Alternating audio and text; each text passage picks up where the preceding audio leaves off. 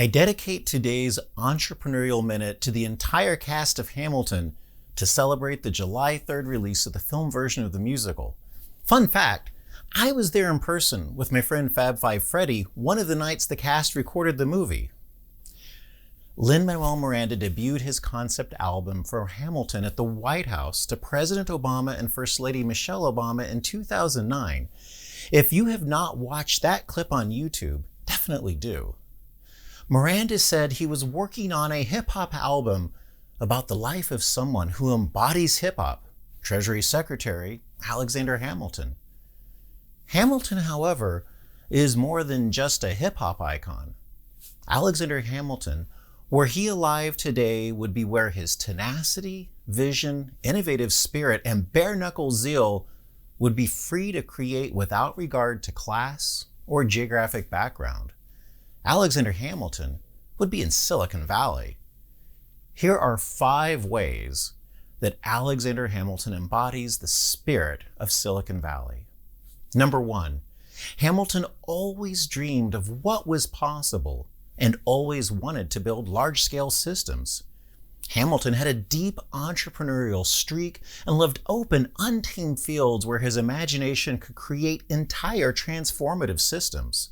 Among the dozens of systems he pioneered, he built the entire financial system of the United States. However, Hamilton's larger-than-life personality could not thrive in government today. Institutional inertia and ruining others as blood sport are the norm. Government today exists to prevent innovation. Instead, he would be where he could create with brash and sometimes artistic abandon, Silicon Valley. Instead of writing pamphlets and the Federalist Papers, he would be in Twitter wars with Elon Musk and Bill Gates. Number 2, Hamilton wrote his way out of poverty. Despite its flaws and historical discrimination, Silicon Valley is among the most meritocratic places on earth.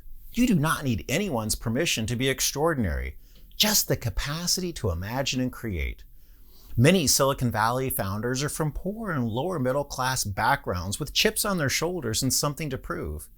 Hamilton was the poor kid with attitude, showing up anyone with a silver spoon. He would fit right in. Number 3, Hamilton was an immigrant looking for opportunity. The majority of the most valuable public U.S. tech companies have an immigrant CEO or founder. Similarly, of unicorns, which are private companies worth over $1 billion, over half have an immigrant founder or co-founder. No matter where you are from, the American dream for immigrants still lies in Silicon Valley. Number 4, Hamilton pioneered technology development. He helped put together and invested in many of America's first technology parks. He was both an early venture capital investor and our first pioneer of what we might today look at as accelerators. Although his personal investments mostly failed to pay off, the projects he pioneered created thriving industrial centers for generations. Number 5, Hamilton pioneered fast follower technology development. Fast follower? When I say fast follower, I mean stealing. Hamilton spearheaded the Young Republic's coordinated efforts of industrial espionage, which he viewed, and George Washington viewed, as crucial for America's independence and survival. In his 1791 Report on Manufactures, Hamilton advocated rewarding those who brought improvements and secrets of extraordinary value into the country. In England, it was then illegal to export industrial technology, including know-how about textiles.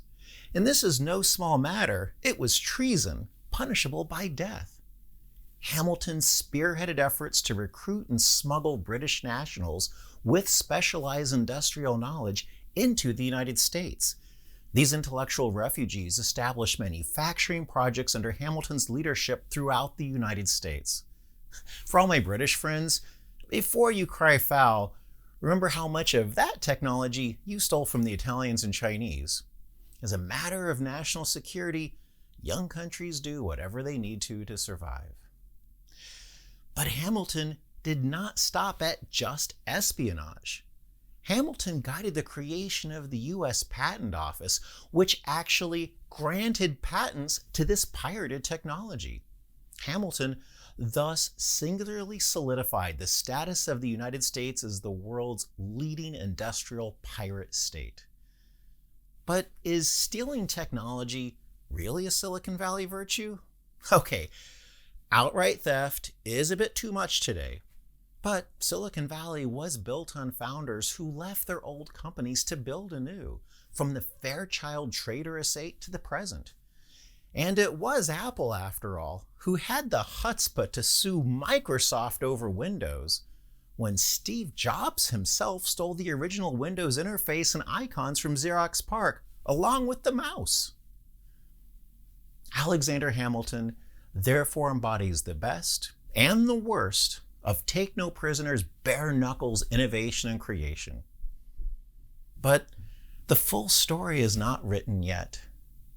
The message and casting of the musical Hamilton reimagines the birth of the nation so that it is open to everyone, because it deliberately reflects how modern America looks today. Innovative entrepreneurship, as pioneered in Silicon Valley, has unleashed enormous and rapid wealth creation. Silicon Valley-style innovation is one of the greatest tools to eliminate poverty and provide substantive economic equality and opportunity for all, once it too is open to everyone and looks how modern America really looks like. In the spirit of Lin-Manuel Miranda's Hamilton, let's work toward that vision. If you would like to learn more about how to create your own startup and how innovative entrepreneurship can create opportunity for all, join me at demystifyingsiliconvalley.com.